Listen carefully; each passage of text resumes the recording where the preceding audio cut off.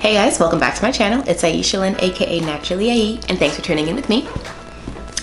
Today we're going to get into part 2 of my NOLA review series, and we're gonna go over the food and drinks for New Orleans. In my personal opinion, this is the #1 reason to even go to NOLA. All right, so before we do anything else, make sure that you hit that subscribe button. Make sure that you check out my other videos related to curls and travel here on YouTube, as well as check out IeshaLynn.com for more curls and travel. All right, 2 other things to address before we talk about the food and drinks. If you want to know what the flight was like and what my hotel is like, make sure that you check out this video up here. I'll also link it for you in the description box below. And I also am going to be having a video regarding what we actually, what other stuff did we do in New Orleans, because we did go between 2 hurricanes, Sally and Beta. So it was very, very wet, very, very rainy, but I promise you we still had a great time. So that video will also be available for you in the description box. All right, so regarding the drinks, we did travel to New Orleans during phase 2. This was back in September. So at that time, you actually the bars were closed. The only things that were open were restaurants, which obviously serve food, and there were no to-go cups. So you could go to a liquor store and get a cup and mix your own drink and walk down the street. That was okay, but you could not go into a restaurant, get a drink, and walk with that on the street. And that posed a problem because I really wanted a hand grenade and it was just not available. We actually did not find a place to get hand grenades until the very, very last day, and it happened to be like this little wine bar that also has the hand grenades. So we ended up getting it then, but we're gonna get into all that in just a second. But I just want to reiterate that when I traveled, it was phase 2, but I think at the beginning of October, like around October 2nd or something, that first weekend, they did go ahead and move into phase 3. So I believe they're still at phase 3, and now the bars are open. So yes, lucky people now. What I would also recommend, if you are going to be traveling to New Orleans sometime soon, there is a 24-hour CVS at the end of Bourbon Street, and it has a ton of alcohol, tons of different types. You can buy your cups, buy your mixers, all there. There are some liquor stores in that area, but #1, they are more expensive. And yeah, I would just recommend going to the CVS at the end of Bourbon, just because it ended up just being more convenient. So I do recommend that. If your hotel is within walking distance like ours was, they can go pick up your liquor, go to your room, mix your drink real quick, and do what you gotta do, and then head back out on the street. But again, you are allowed to drink on the street, so if you don't want to do that, you can always just go to a bar and get a drink. To get into the food now, so I'm gonna just go into it by order of breakfast, lunch, and dinner. And I have my little notes here. I'm scratching them off as we go. All right, starting with breakfast. So the first breakfast spot that we ate at was Cafe Du Monde, and they are world famous for their hot cocoa and their beignets. And I definitely had both. And they were fairly inexpensive, maybe like $3.50 for like a hot chocolate and 3 beignets, or coffee and 3 beignets. It was pretty inexpensive. The restaurant did have pretty socially distanced seating, so there weren't too many tables. It did have outdoor seating, but it's fried dough. I mean, it's not, I felt like beignets were very, very hyped up for me before, and now it's like, it's fried dough with sugar. So that's my only disappointing thing right there. But that chocolate was delicious, and it is very, very well known. It's a tourist spot. It wasn't crazy packed, but there was a little bit of a line. And they are cash only, so it's very quick. I would recommend Cafe Du Monde if you've never been, but I would personally probably never go back, just because that's all they have is donuts and hot chocolate. So on the second day for breakfast, we had Slim Goody's Diner. Now I don't have any footage of that because we had been drinking a lot the day before, So this was kind of just like a run-of-the-mill breakfast. Like we literally had like eggs, turkey, bacon. I think like someone got grits, biscuits, like that kind of like standard American breakfast. We just had to deliver it. We just had to deliver it to the hotel because we were through. So that was breakfast for day number 2. Day number 3, Red Slipper. Oh no, I'm sorry. It's called Ruby Slipper. Ruby Slipper Cafe. My absolute favorite breakfast spot I think I've ever been in, and I would absolutely eat there every single day because the food was amazing, absolutely amazing. I had these eggs Benedict. One was like fried chicken, and it had, you know, the egg on it and this really delicious sauce, and everything was just like perfectly done. Like I was seriously surprised. Now this place and the other one was like more traditional eggs Benedict, but it had regular bacon, not Canadian bacon, and amazing, like perfect hollandaise. Eggs were cooked perfectly. If you like eggs Benedict, you would absolutely love this dish.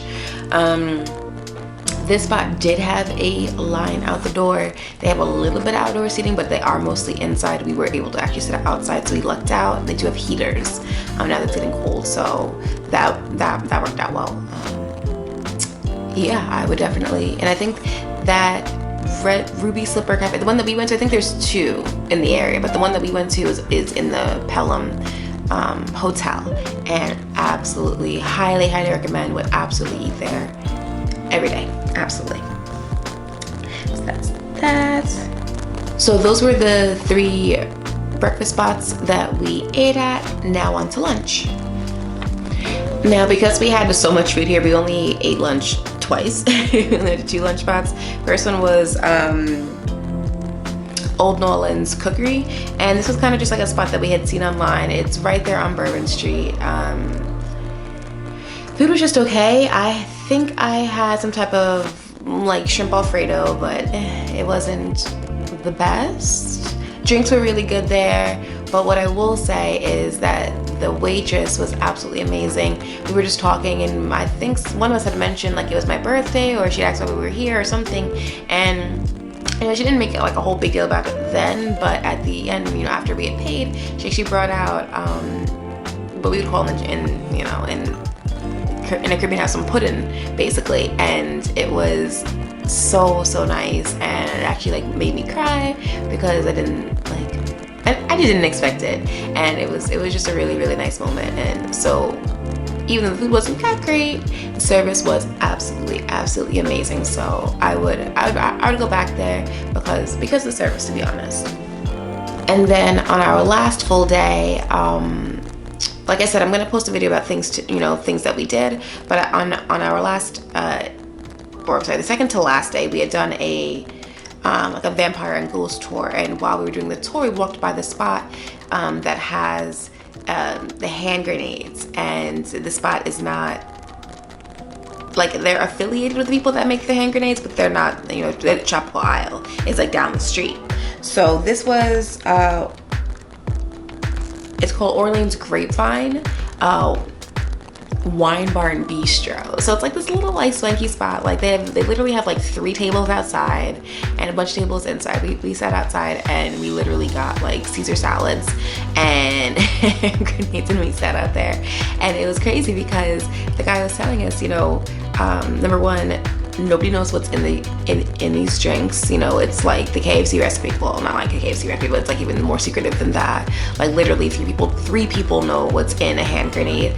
And he says that as soon as like 1 or 2 people like sit outside and have the hand grenades, like he would like sell out, you know, to like, you know, sell 10 or more. And they were constantly selling out of the hand grenades, because once the batch is delivered and once it's gone, like they can't make any more on site. So I was really happy to finally get that, but like I said, now New Orleans is in phase 3, so Tropical Isle should be open, so you should be able to get it without a problem and be able to drink on the street with it. And for dinner, Okay, now like when I say that I'm going back to New Orleans for the food, I'm telling you I'm going back to New Orleans just for the food, okay? Now, the first day that we had come in, after we got off the plane, we were just walking on Bourbon Street, and we just like walked in pretty much anywhere. So we walked in this spot called Lake Bayou, and absolutely amazing char-grilled oysters.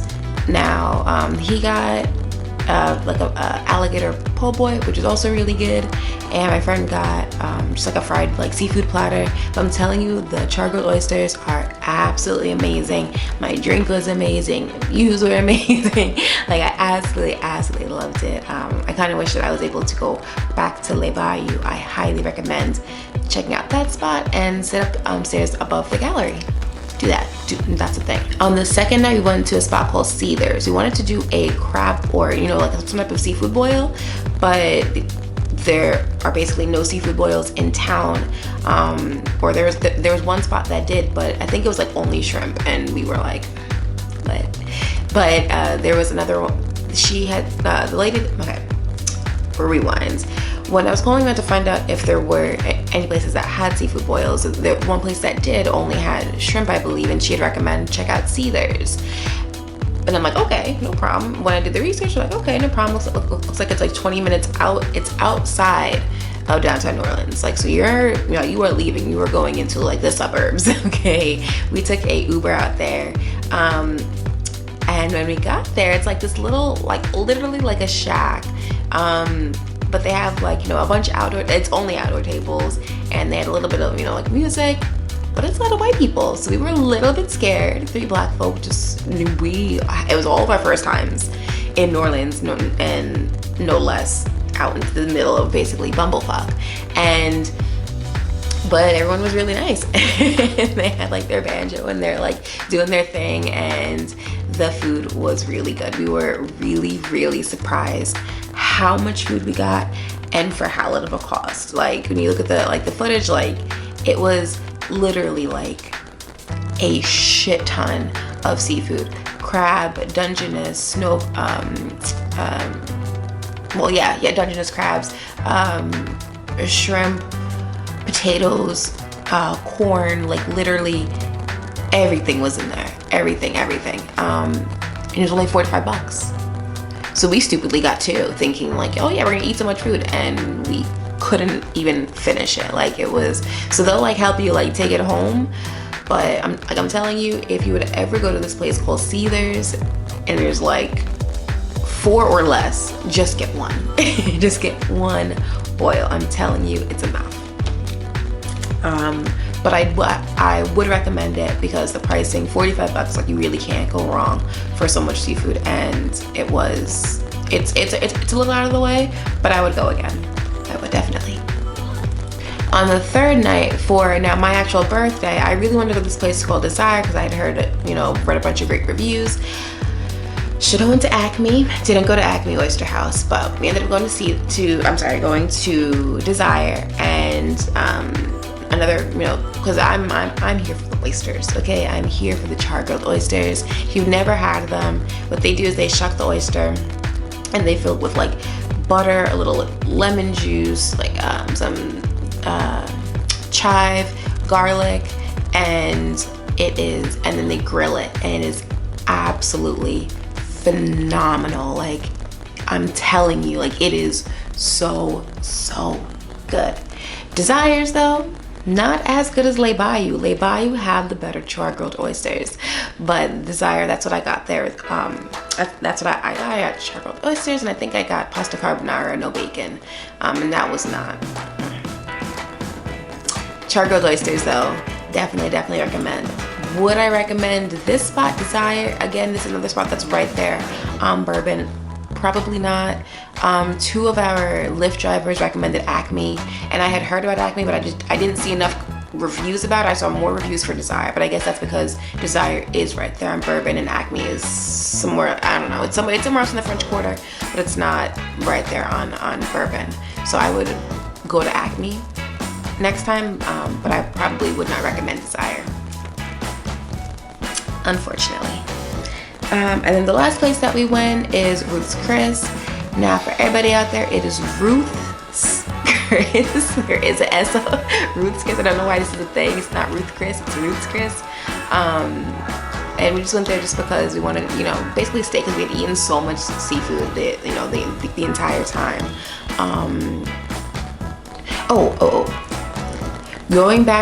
Go back to Seethers.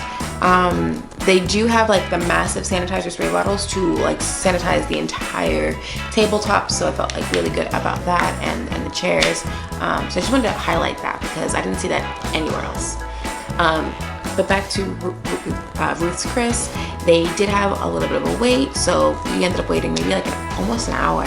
But we really didn't want to go anywhere else because, like I said, we went during 2 hurricanes, so it was super rainy. So we kind of stayed there and waited for our table, and we got it. You know, it's Ruths Chris. It's really good. It's Ruths Chris.